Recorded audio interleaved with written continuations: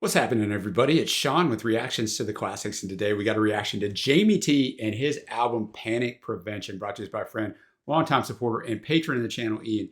Thank you, Ian. Always appreciate everything you bring me. You always bring me stuff I don't know, and I always enjoy, so no pressure there, right? But thank you to all the patrons that make this thing go.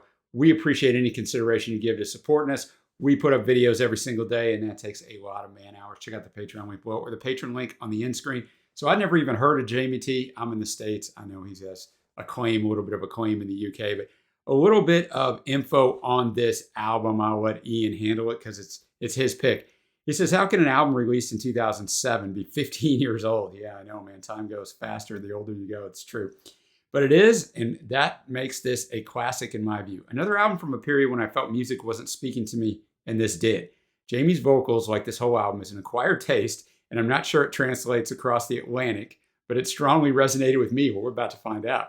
It's slightly scary to submit it for the RTTC judgment. Don't be frightened, man. I will be gentle. A platinum album that went to number 4, selling more than 300,000 copies in the UK. It's a bass-driven, creative tour de force. It came out of Jamie's struggle with mental health and combating panic attacks. Certainly deserves its parental advisory sticker, so remember that, boys and girls. I found he won the Best Solo Artist at the 2007 Shockwave NME Awards. This was shortlisted as one of the 12 nominees for the Mercury Prize. It was included in many Best Albums of the Decade lists, including 13 out of 50 in the Observer Music Monthly and 53 out of 100 in NME. And I hold NME and Pitchfork much higher in acclaim than I do Rolling Stone. So that is fantastic. So if you never watched a video with us before, the whole music won't be in here, but it'll be at a Vimeo link below. We're going to watch some videos for some of these songs too. So it's going to be fun.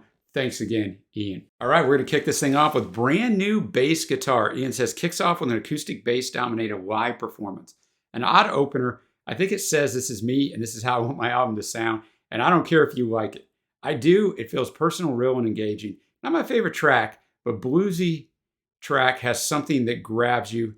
He gives it a 7.5. Ian grades every single thing. Let's get it. All right, brand new bass guitar. I enjoyed the lyrics on this one, right? Because he's somebody's gonna go buy himself a handgun, but he spent all his money on this crappy bass guitar. You got your young son got a brand new bass guitar. Like, yes, the lyrics took me a second to get used to, but then you're just listening to what's going on. You feel I don't know if I want to say anger, but you feel the emotion in him.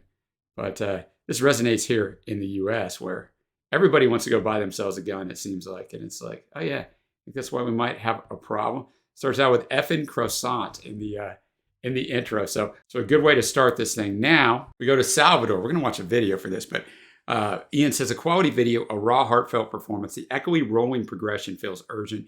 Interesting choice of instruments and vocal backing. All adds up to a cracking tune. It's a 7.5 for Ian. I also found that Zane Lowe made this his single of the week. All right, Salvador. Shout out to this kid who had to get all this down, right? With the truck about to run him over. It finally had him there at the end, but that would be incredibly difficult. So the song itself, I think, From Here to Salvador, is just telling you, like, it's not just something in London, it's everywhere. Like girls, I don't know if these are strippers, these are prostitutes, or just girls that want to hook up, but that's kind of what this song is about, that it's kind of been around forever and it's everywhere. So I thought the instrumentation was really good. I think the instrumentation was really interesting. It kept my attention. All right, now we're up to our next track. You see it below, Calm Down, Dearest. Ian says, one of my favorite Jamie T songs with a killer chorus and a fun story to tell. Another inventive video. Yes, we're going to watch the video. The drunken delivery is fun, but I personally prefer the bass acoustic versions you can find on YouTube. Oddly, Jamie's highest charting single, though the earlier Sheila is a much better known song, he gave it a 9.0. All right, Calm Down, Dearest. First of all, the video was very clever. Like, you got to really pay attention, man. There's a lot of stuff going on in the background. All these different dudes pop. Like, yeah. I mean, it was really well done. You don't realize it at first. At first, you're like, is he just in his home apartment? But then you realize there's a lot of stuff going on. The song itself, the longer it went on, the more I liked it. Right? What'll catch you? They're down there drinking. I mean, Jamie T's saying, he's a lightweight, but a friend of his is doing coke is pretty much what is what I get out of it. And he's like, don't worry about it, man. I'm fine. They get thrown out of a bar. And then he talks later on how a lot of guys get aggressive and want to fight, which is really annoying when they're drunk. But Jamie T just wants to sulk. So Yeah, I thought it was actually a really catchy song, so I can see how it could be a big hit for him. And next up, you see it below. So Lonely was the ballad. Ian says keyboards make the song have spoken beat poet delivery. The song uses the words of a panic prevention tape Jamie had heard. Not afraid to mix this into the song. Another weird one, but it works. Gives it an 8.0. So Lonely was the ballad. So I'm 4 songs in, right? I like when I can read the lyrics as it's going on. I like his videos, but for me as an American, it's a little hard to understand him when he's flowing, right? Because there's a lot of lyrics to this. And then I kind of have to try to process because some of it's not necessarily something that I relate to in the United States. I mean, this is a really well-written song. There's so much information in here, right?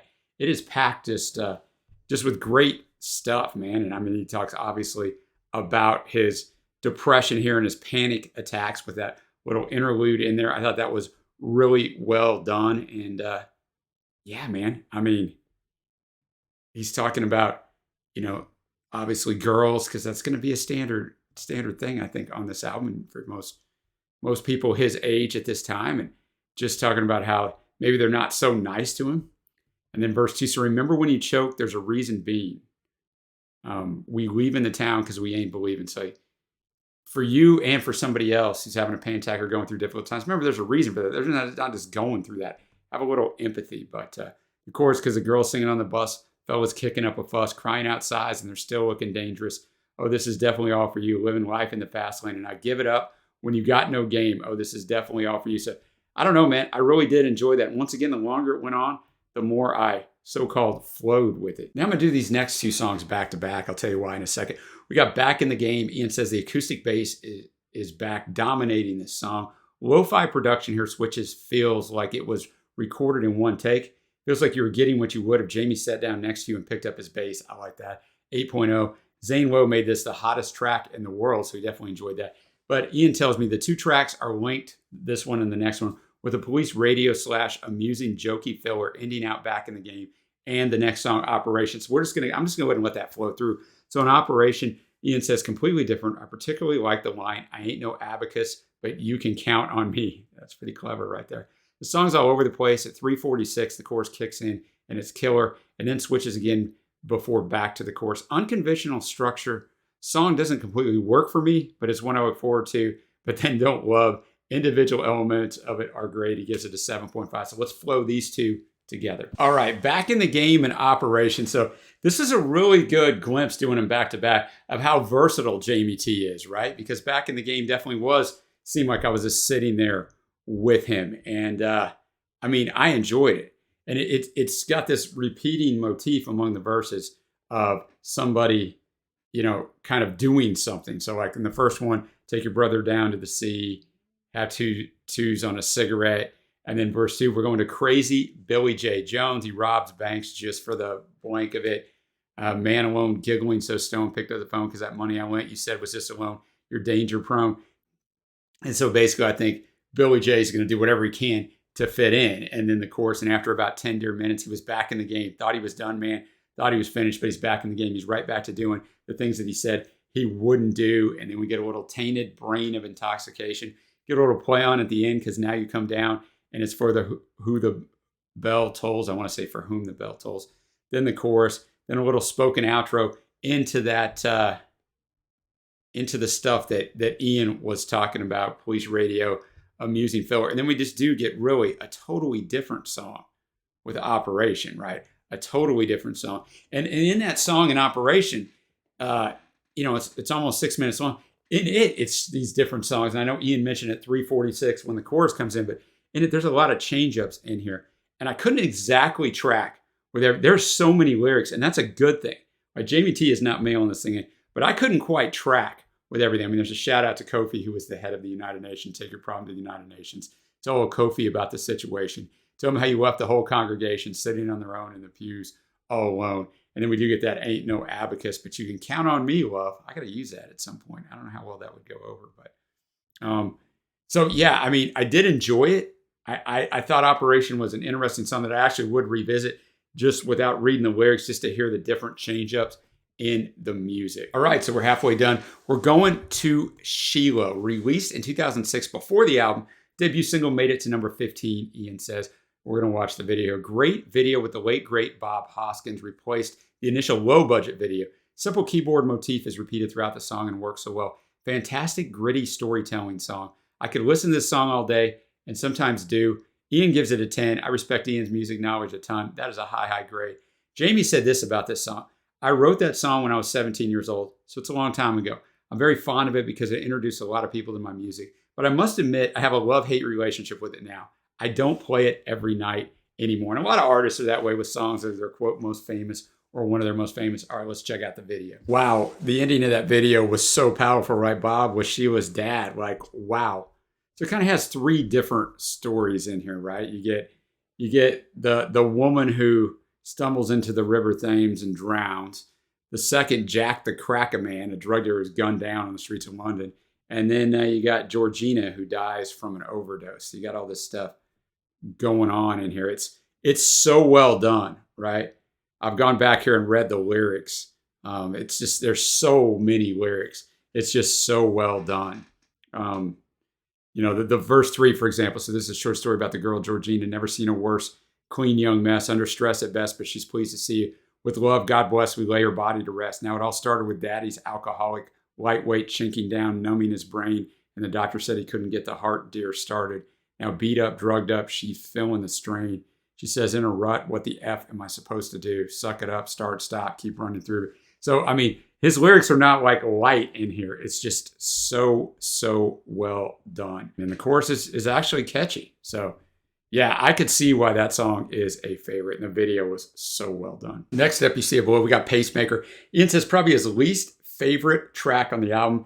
Has enough interesting elements to keep me listening till the end of 7.0. And this one, you've got a few other people on here. You got Jason Cox on additional keyboards, Kaz Larrikin Carrican on drums, Alfie Larrikin Ambrose on bass, and James Dring on drum programming. Pacemaker. So we just got all kinds of stuff going on in this song as far as the lyric wise. You're talking about the girls and, the partying, and he goes to the doc and tells him you better stop or you're going to die young. And at the very end, there's a guy that's much bigger than him. He doesn't want to fight this guy, but his friends are encouraging him to do it. So he hits him and runs off. So, I thought the arrangement of it fit what it was telling me. So, once again, man, I had to really follow the lyrics and try to track with all of it. So I don't get it all in one take because, like I said, he does not go easy on the lyrics, which is a good thing. All right, next up, we got Dry Off Your Cheeks. Ian says, a painful song to hear, almost abstract. Feels like a big mix of music with elements of the song swirling up and emerging on the surface. Tortured vocal performance and acquired taste, but the whole thing really works for me. 7.5. Dry Off Your Cheeks. I think the arrangement of it and just Jamie's singing, what like you feel that emotion powered and a little bit of despair or anxiousness in there, I think. It starts out with the chorus, which I like. I think it's a good touch. My old heart, it's been 13 hours, too much of you, my friend, my dear, and now I cower, looking at you, OS. I'll go cook myself a brew. And then he just kind of goes through, love it, oh, sometimes at least I fall, put it up too much to call home sometimes. And just these things he's going through, right? And he gets to the chorus.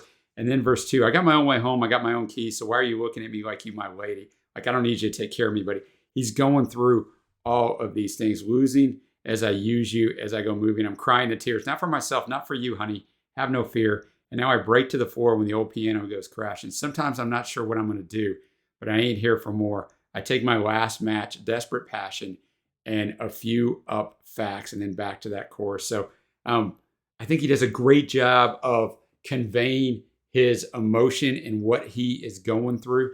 And it comes out just not only in the lyrics and the way he sings it, but in the arrangement. So I did like that. Next up, we have Ike and Tina. Ian says, did I put a different album on? Total change about from the previous track with drum machine aesthetic. Nice, simple bass track. He gives it a 7.5. Ike and Tina.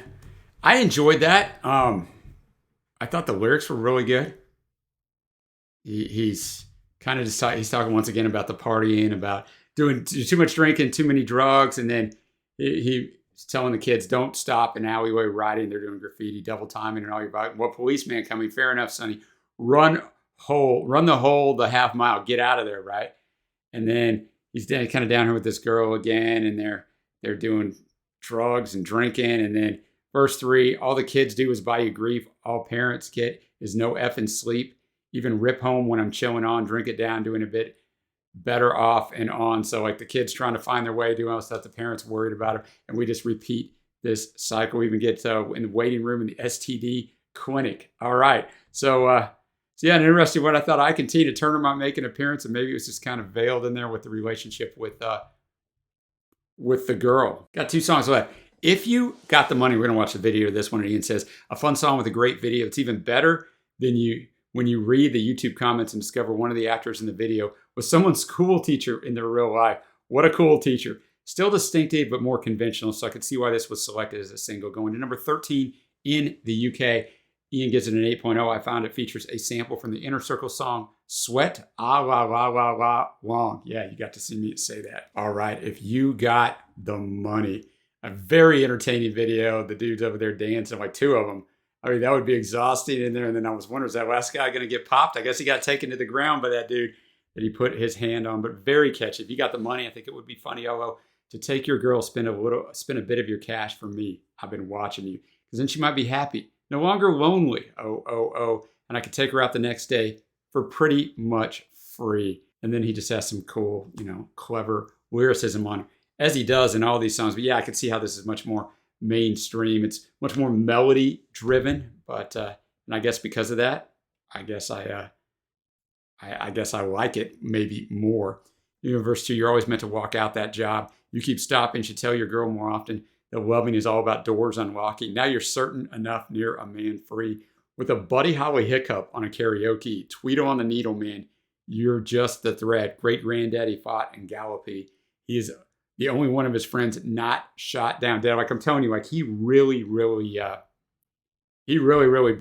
the lyrics. So that one was fun. Next up, Alicia Quays. Ian says this song takes a long time to get going and goes on a bit too long. It's one you have to work for to get the most out of.